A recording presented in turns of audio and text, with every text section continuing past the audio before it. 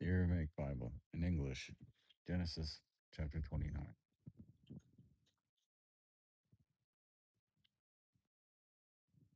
And Jacob hastened on his journey and came to the land of the people of the east. And he looked and beheld a well in the field, and lo, there were 3 flocks of sheep lying by it.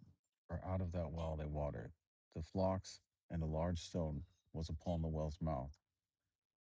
And all the flocks were gathered there, and the shepherds rolled the stone from the well's mouth and watered the sheep, and then put the stone back in its place upon the well's mouth. And Jacob said to them, My brethren, where do you come from? And they said, We are from Haran. And he said to them, Do you know Laban, the son of Nahor? And they said, We do know him. And he said to them, Is he well? And they said, He is well. And behold, Rachel his daughter is coming with the sheep. And Jacob said, Lo, the sun is still high. It is not yet time that the cattle should be gathered together. Water the sheep and go feed them. And they said, We cannot until all the flocks are gathered together. And the shepherds rolled the stone from the well's mouth.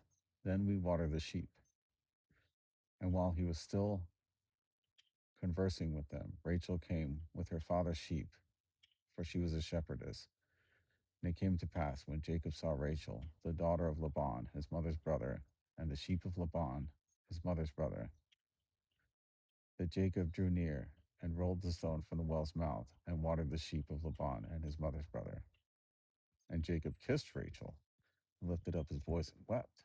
Jacob told Rachel that he was her father's kinsman and that he was Rebekah's son. And she ran and told her father.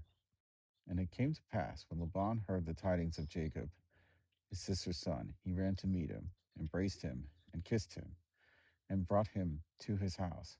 And Jacob related to Laban all these things. And Laban said to him, Surely you are my bone and my flesh. And he stayed with him for a month. And Laban said to Jacob, Because you are my kinsman, should you therefore work for me for nothing? Tell me, what shall your wages be?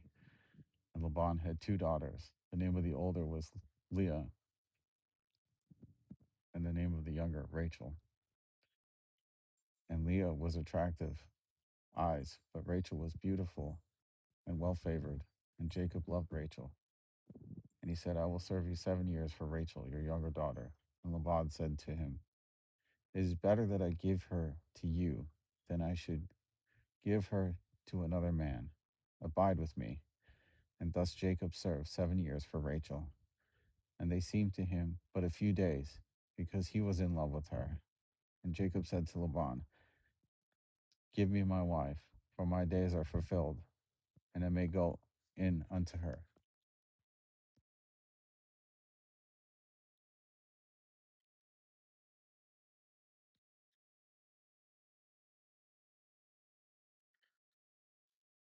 And so Laban gathered together all the men of the place and made a feast. And it came to pass in the evening, he took Leah his daughter and brought her to him. And Jacob went in unto her. And Laban gave Zilpah his maid to his daughter Leah as a servant. And it came to pass in the morning, behold, it was Leah. And Jacob said to Laban, What is this thing that you have done to me? Did I not serve with you for Rachel? Why then have you deceived me? And Laban said to Jacob, It is not so done in our country to give the younger in marriage before the elder. Finish the wedding feast for this one, and then I will give you the other also, for the service which you shall serve with me yet another 7 years. And Jacob did so, and finished her wedding feast. And Laban gave him his daughter, Rachel, to wife. And Laban gave Bilhah, his maid, to Rachel, his daughter, to be her maid.